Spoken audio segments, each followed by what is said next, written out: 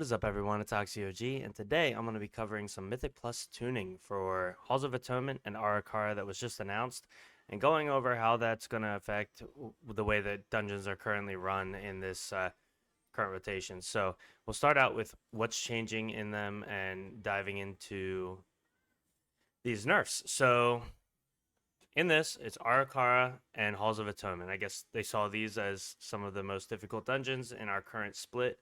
And so what's being changed is the Trilling Attendant, which is in the first area, casts an ability called Resonant Barrage.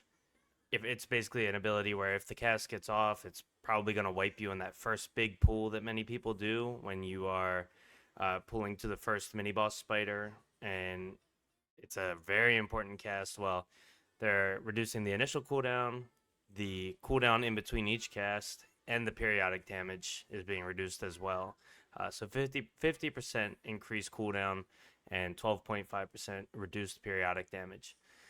The engorged crawlers are getting 40% cooldown increase on their venom spit. So what's good about that is when I was running Ara-Kara, I was always bringing a shaman for poison cleansing totem, and then also like a druid or anyone else that could also dispel poison because or cleanse poison because it was just nuts. I mean, the damage stacking up is so crazy, and so I always like to have two people. And as warrior, we're worthless. We can't really do it at all, except for if we take bitter immunity or that one talent that I never in my life take, but it does cleanse poison.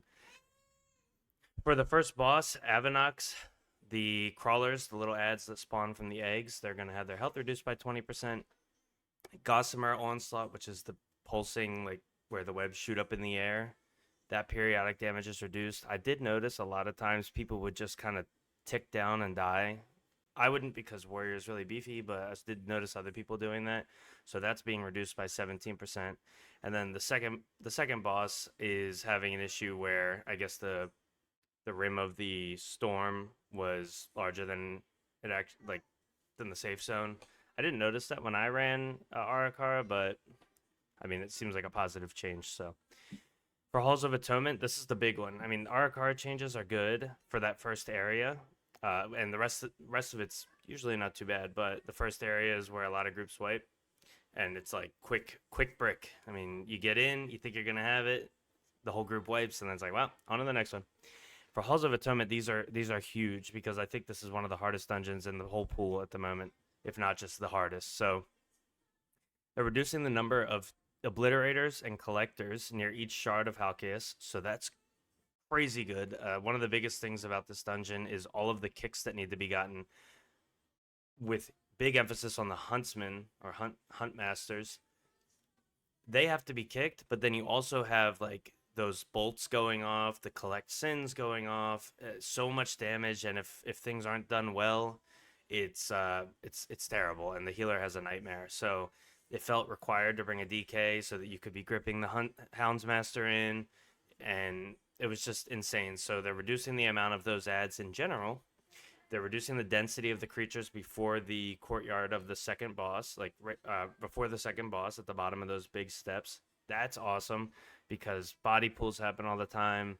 Those gargoyles are super annoying. The way that they have a debuff time where you may end up waiting 20 seconds if you didn't want to pull one for it to go to turn to stone. Just a big mess. So they're reducing the amount of ads there. I don't know what it's going to look like, but I'm interested to see the way that they have it laid out.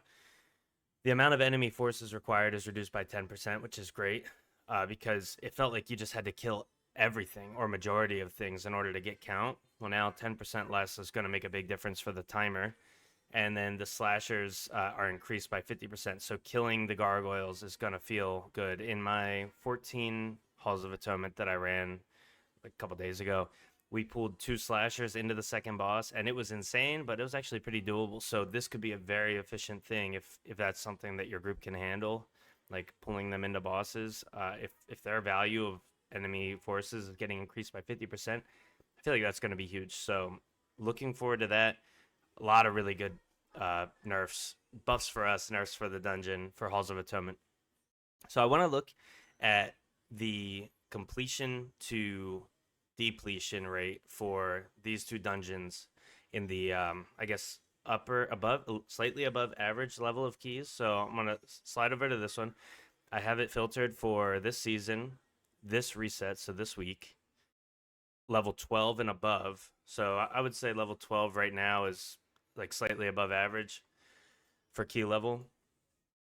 So this is what we're looking at here. You see it's from left to right, it's filtered by popularity. So total runs is going to dictate how far to the left it is, and then you have the least runs. So let's break this down.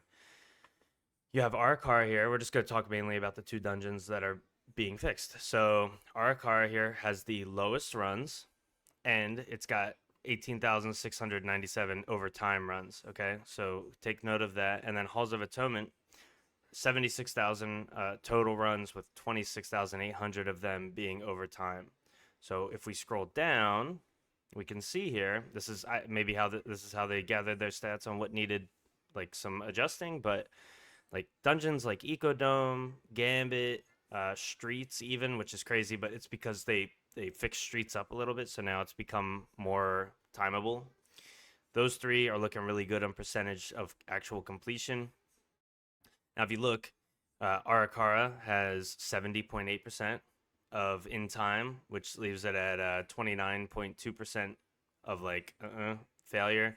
And then Halls of Atonement, even worse, only 65.2% of the runs are in time. And so that's a 34.8% failure rate, which is crazy. And I feel it. I mean, when you get into Halls of Atonement, you do the first pool, and if like two bolts get off or like kicks aren't perfect, it's a doomer. So I think this was a really good change for these two dungeons. I also want to dive into Fury in particular, how we perform in these dungeons. So I have here Mythic Stats, which grabs the average damage being done on Warcraft logs, and then also the top 1% damage being done from Warcraft logs. You can see here, in this column. So you have average and top. Fury clearly is very high right now, but if you look, the two dungeons that we do the worst in on average is Halls of Atonement. We're about a quarter of the way down. We're number 9. And Ara-Kara, we are number 9. But then if you look at something like Streets, we're number 3. If you look at Ecodome, we're number 4. So you can see that these dungeons becoming slightly easier, maybe less ad density, like less gigantic pools, may actually bump us up some because of just how our kit works. And so I'm interested to see how this changes for next week on the reset for our ability to perform in these. And hopefully we become an even more attractive pick on getting invited to these dungeons. So I'm excited for that. And then I just really quick wanted to review where we stand as far as representation, at least from Warriors at the moment. I think just across the board, weeks 1 through 4, this is all Mythic Plus levels, right? So I'm not filtering by anything here. Popularity looks pretty good. I mean, Evoker's looking a little bit rough, but over here in like the middle section, it looks pretty straightforward. There's things like, Mage, where certain specs that are unpopular are going to be offset by the ones that are. But really happy with where Fury is right now, 3%. Not feeling as bad. It's weird because of how last season went. Seeing Arms where it is, they got a little bit of love with that 8%, but hopefully they can get a little bit more love. Mainly, I believe, on their single target. I haven't been following Arms too much because I'm just so happy that Fury's like popping off. But I also wanted to check at higher levels. So if we just do 12 and up, where we're at, and we're still seeing some decent warrior representation being led by Prot Warrior, but I think as people start to realize that Fury is really popping off in the damage department, and maybe not even required to be a stat stick for Fizz comps anymore, you can bring them in any comp, it doesn't matter, they bring good damage, which is good. I think we'll start to see that kind of even out a little bit. Of course, Frost DKs are still going crazy, and then you have Resto Shaman being a really, really good go-to healer. I love Resto Shaman simply because they bring a kick, so that's why I see them as a popular pick. But overall, just wanted to review like where we're at currently with Warrior, and since I was going to do a video on just some Mythic Plus changes, and then we can reconvene later in the season and see if we've progressed, regressed, or stayed the same. So Anyway, let me know what y'all think about these changes. I think they're great. I think the dungeon pool is looking good. It's funny how Ara-Kara in season 1 was like the go-to farm dungeon. Like, oh, you just run through that real quick. That's your get your vault 10s in, blah blah blah. Now Ara-Kara has become a lot more difficult, a lot higher failure rate, and so I'm hoping that these shifts make it a dungeon worth farming again. And yeah, because I like it a lot. So I appreciate y'all for watching.